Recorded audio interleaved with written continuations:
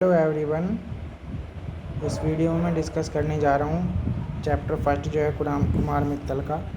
उसके आगे के क्वेश्चन कहाँ तक हम पहुँच गए थे। क्वेश्चन नंबर 28 तक हमने कर लिया था। क्वेश्चन नंबर 29 देखते हैं। 29 क्वेश्चन क्या है।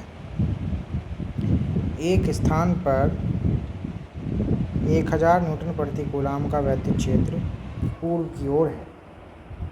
इस क्षेत्र में एक ऐसी वस्तु स्थित है जिस पर 10⁶ इलेक्ट्रॉनों की अधिकता है। ठीक है, वस्तु पर लगने वाले बल की दिशा तथा परिमाण ज्ञात कीजिए। तो इसमें बताया है कि एक स्थान पर 1000 न्यूटन प्रति कूलाम का वैद्युत क्षेत्र है पूर्व की ओर।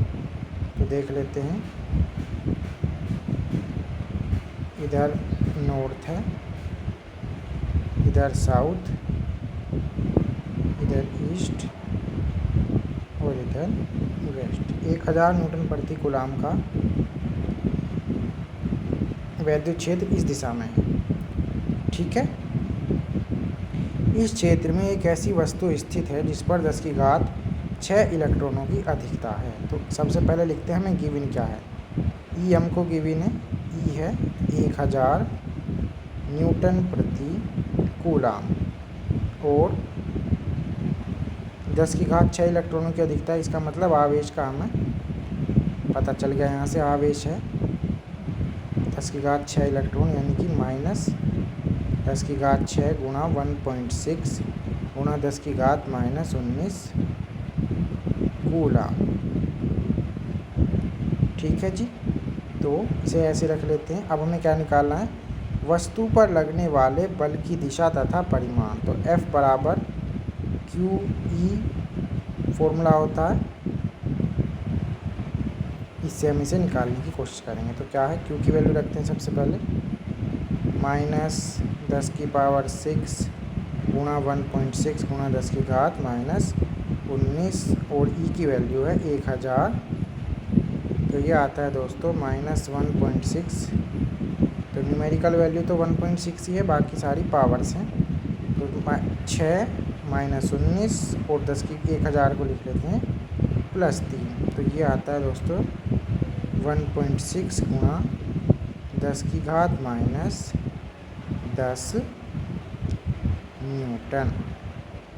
तो वैद्युत क्षेत्र था हमारा दोस्तों ईस्ट दिशा में और बल आया हमारा माइनस लगा कर। तो इसका मतलब जो वैद्युत क्षेत्र की दिशा थी उससे विपरीत दिशा में जो है हमारा वैद्युत बल कार्य करेगा। तो पश्चिम दिशा की ओर, पश्चिम की ओर।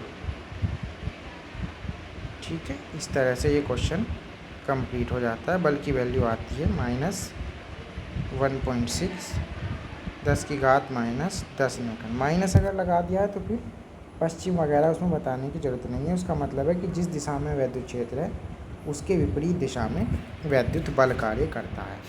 यहाँ पर वैद्युत क्षेत्र पूर्व दिशा में है तो वैद्युत क्षेत्र पश्चिम दिशा में यहाँ पर कार्य करेगा। अगला क्वेश्चन देख लेते हैं दोस्तों। Question number 30। क्वेश्चन नंबर 30 का यहाँ पर जो है 35 दिया गया है, क्योंकि ये पुरानी एडिशन का PDF है। तो यहाँ से मैं देख रहा हूँ, तो ये नया जो एडिशन इसमें ये क्वेश्चन नंबर 30 है। 5 क्वेश्चन जो है हटा दिए गए हैं या बदल दिए गए हैं वर्तमान एडिशन में। ठीक है, तो क्या है, 3 माइक्रो कूलाम के किसी बिंदु आवेश से, क्यों कितना दे रखा है, 3 माइक्रो कूलाम के किसी बिंदु आवेश से 2 मीटर की दूरी पर -2 माइक्रो कूलाम बिंदु आवेश वायु में रखा हुआ है। इन दोनों आवेशों से 1 मीटर की दूरी पर स्थित बिंदु पर वैद्युत क्षेत्र की तीव्रता का मान तथा दिशा ज्ञात कीजिए। तो देखते हैं, इसका डायग्राम बनाने की कोशिश करते हैं कि क्या है। 3 माइक्रो कूलाम का बिंदु आवेश है, 3 माइक्रो कूलाम और इससे 2 मीटर की दूरी पर है -2 माइक्रो कूलाम का आवेश। ये डिस्टेंस है 2 मीटर। अब क्या कहा गया है, इन दोनों आवेशों से 1 मीटर की दूरी पर, यानी कि दोनों ही आवेशों से 1 मीटर की दूरी पर स्थित किसी बिंदु पर विद्युत क्षेत्र की तीव्रता का मान तथा दिशा ज्ञात कीजिए। तो दोनों आवेशों से जो 1 मीटर की दूरी पर होगा, तो इनका जो मध्य बिंदु होगा वो दोनों ही आवेशों से 1-1 मीटर की दूरी पर होगा। ठीक है, जब टोटल डिस्टेंस 2 मीटर है तो 1-1 मीटर होगी इसके मध्य बिंदु से। ठीक है, यहाँ पर कोई जो है, यहाँ पर निकालनी है विद्युत क्षेत्र की तीव्रता। तो दो तीव्रताओं के समेशन से निकलेगी यहाँ पर तीव्रता, क्योंकि एक तीव्रता E1 है 3 माइक्रोकूलाम के कारण और दूसरी है -2 माइक्रोकूलाम के कारण। तो नेट तीव्रता कितनी होगी,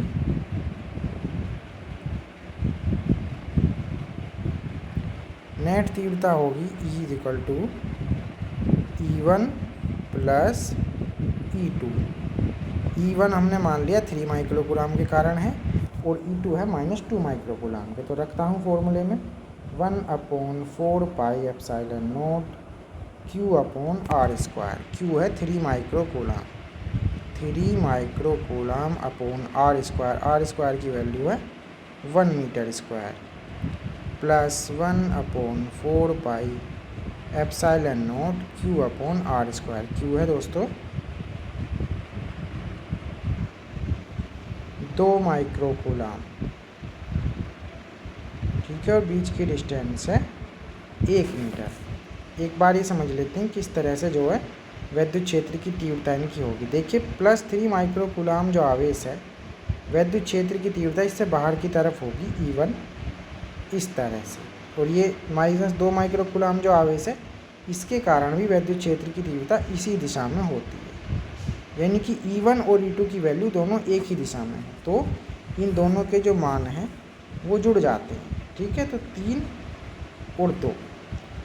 अब देखते हैं आगे, 1/4 पाई एप्सिलॉन नॉट कॉमन ले लिया जाता है, 1 तो 1 हो ही गया, और ब्रैकेट में बचता है 3 माइक्रोकूलाम प्लस 2 माइक्रोकूलाम। अब यहाँ पर नीचे हम वैल्यू जो है वो पुट कर देते हैं। 1/4 पाई एप्सिलॉन नॉट की वैल्यू है 9 × 10⁹, 3 और 2 ये 5 हो जाता है माइक्रोकूलाम। माइक्रोकूलाम का भी हम अब नॉर्मल कूलाम में करेंगे, तो 5 × 10⁻⁶, 9 × 45 × 10⁻³ या 4.5 × 10⁴ न्यूटन प्रति कूलाम। ये रिजल्टेंट E की वैल्यू आ जाती है दोस्तों। और इसकी दिशा क्या होगी, इसकी दिशा होगी 3 माइक्रोकूलाम से 2 माइक्रोकूलाम की तरफ, इस दिशा में ये बनेगा। इस तरह से ये क्वेश्चन यहाँ पर हमारा कंप्लीट हो जाता है।